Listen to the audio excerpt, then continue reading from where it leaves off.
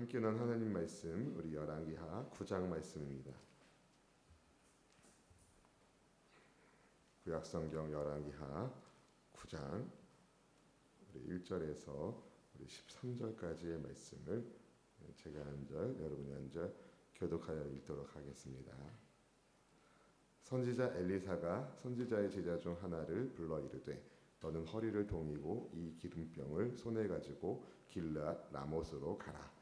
거기에 임시의 선지자 여호사밧의 아들 예후를 찾아 들어서서 그의 형제 중에서 일어나게 하고 그를 데리고 골방으로 들어가 기름병을 가지고 그의 머리에 부으며 이르기를 야훼의 말씀이 내가 네게 기름을 부어 이스라엘 왕으로 삼노라 하셨느니라 하고 곧 문을 열고 도망하되 지체하지 말지니라 하니 그 청년 곧 그 선지자의 청년이 길앗 라못으로 가니라. 그가 이르러 보니 군대 장관들이 앉아 있는지라. 소년이 이르되 장관이여 내가 당신에게 할 말이 있나이다. 예후가 이르되 우리 모든 사람 중에 누구에게 하려느냐 하니 이르되 장관이여 당신에게니이다 하는지라. 예후가 일어나 집으로 들어가니 청년이 그의 머리에 기름을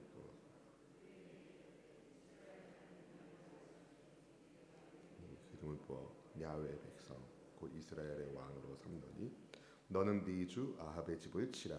내가 나의 종 곧 선지자들의 피와 야훼의 종들의 피를 이세벨에게 갚아주리라. 아합의 온 집이 멸망하리니 이스라엘 중에 매인자나 노인자나 아합에게 속한 모든 남자는 다 내가 다 멸절하되 아합의 집을 느바세 아들 여로보암의 집과 같게 하며 또 아히야의 아들 바하사의 집과 같게 할지니라. 이스라엘 지방에서 그들이 이세벨을 먹으리니 그를 장사할 사람이 없으리라 하셨느니라 하고 곧 문을 열고 도망하니라. 예후가 나와서 그의 주인의 신복들에게 이르니 한 사람이 그에게 묻되 평안하냐 그 미친 자가 무슨 까닭으로 그대에게 왔더냐. 대답하되 그대들이 그 사람과 그가 말한 것을 알리라 하더라.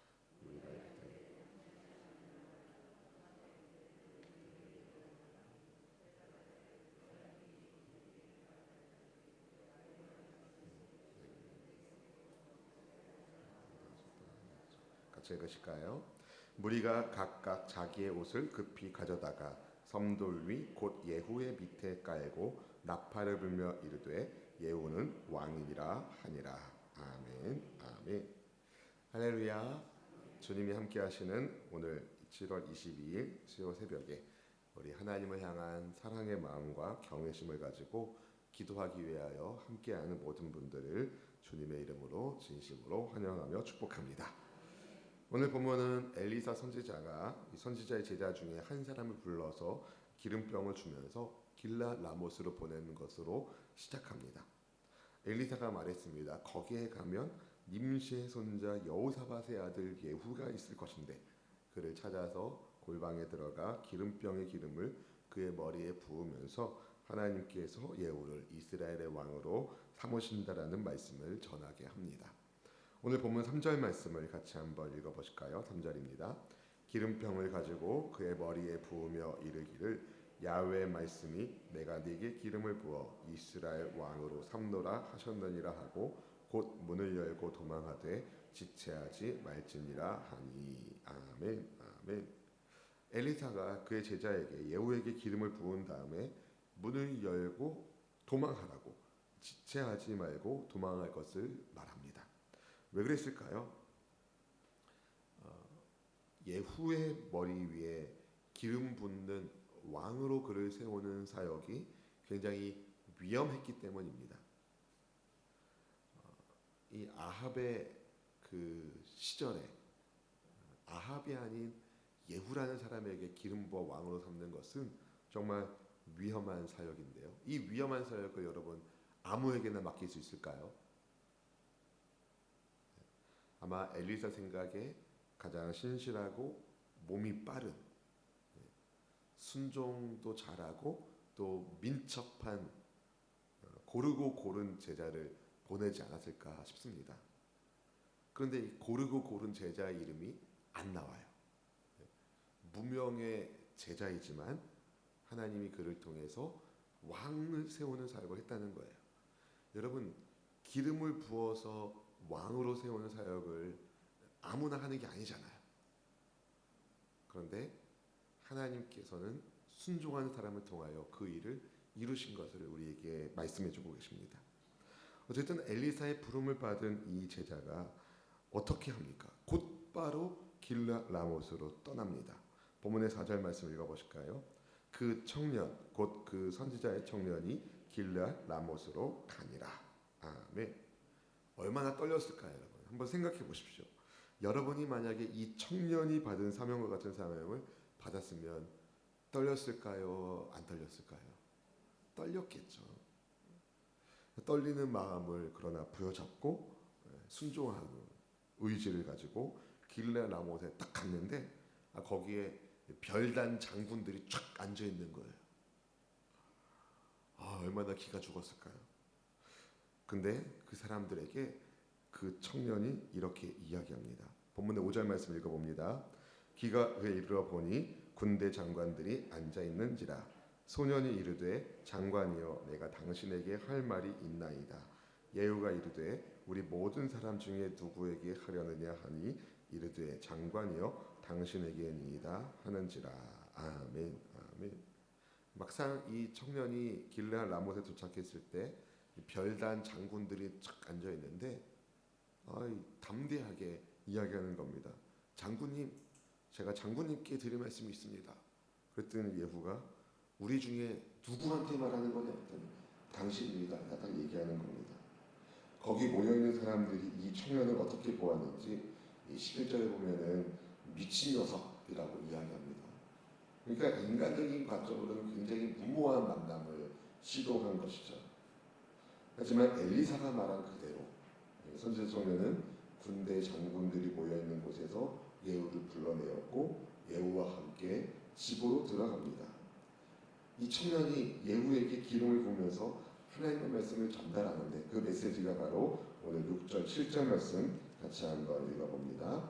예후가 일어나 집으로 돌아가니 청년이 그의 머리에 기름을 부으며 그에게 이르되 이스라엘 하나님 야훼의 말씀이 내가 내게 기름을 부어 야훼의 백성 곧 이스라엘의 왕으로 삼노니 너는 네 주 아합의 집을 치라.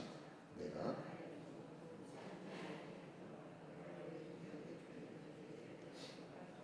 아멘. 아멘. 하나님께서 하나님의 종들의 피를 이제 아합의 집을 통해서 이세벨을 통해서 갚으시겠다는 말씀을 하십니다. 하나님은요 뿌린 대로 거두게 하시는 전능하신 분이십니다. 이 세계 역사를 주관하시는 분이시고 하나님의 백성들의 삶을 돌보아 주시는 분이십니다. 그래서 주님의 돌봄을 받고 있을 때에도 세상에서 환난을 당할 수가 있고 심지어 목숨을 잃을 수도 있습니다. 그러나 하나님이 기억하시고 순교자의 피를 기억하시고 순교자의 영은 그들의 몸은 영원한 천국에서 상 받는 삶으로 이끌어 가실 것이고 이 땅에서 무죄한 자의 피를 흘리게 한 원수는 하나님이 때가 되면 심판하실 것입니다. 그래서 예후에게 기름을 부으시면서 하나님께서 이런 말씀하신 겁니다. 그를 이스라엘 왕으로 삼으시는 하나님의 말씀과 함께 선지자 청년은 아합의 집안이 망할 것이라는 말씀도 전해주는데요. 아합이 흘리게 한 하나님의 사람들의 피를 갚으시겠다는 하나님의 말씀과 함께 주님의 메시지를 전달합니다. 그리고 어떻게 합니까? 곧바로 문을 열고 도망을 갑니다. 자칫 붙잡히기로 한다면 큰일 당할 것이 뻔했고 무엇보다 엘리사 선지자가 지체하지 도망할 것을 말했기 때문입니다. 만약에 이 청년이 예후와도 말하는 거예요. 장군님, 제가 당신에게 기름을 부었으니 당신이 왕이 되셨을 때에 저를 높은 자리에 세워주십시오. 제가 장군님 옆에서 도와드리겠습니다. 그럼 어떻게 됐을까요? 아마 이상한 스토리가 만들어졌을 겁니다. 어차피 이 청년에게는 그게 인간적인 관점에서는 절대 저의 그 왕이라는 줄을 붙잡을 수 있는 찬스일 수도 있습니다. 그러나 그렇게 하지 않았어요. 왜요? 하나님이 그에게 주신 사명이 그게 아니었기 때문입니다. 그래서 예후에게 기름을 부은 다음에 그 자리를 피해서 떠나버린 겁니다. 그것을 하나님께서 원하셨기 때문에 순종한 것입니다. 여러분, 힘들어도 순종이고, 다음에 찬스가 있어서 순종하는 거예요. 세상적인 관점으로 여러분이 따라가는 것이 아니라 하나님의 관점으로 여러분을 인도하시는 주님의 이끄심에 순종하는 우리 모두가 되기를 축복합니다. 예후가 왕의 신하들이 있는 대로 나오자 한 사람이 물어봅니다. 좋은 소식 가지고 온 겁니까? 그 미친 녀석이 장군께 무슨 일로 온 것입니까?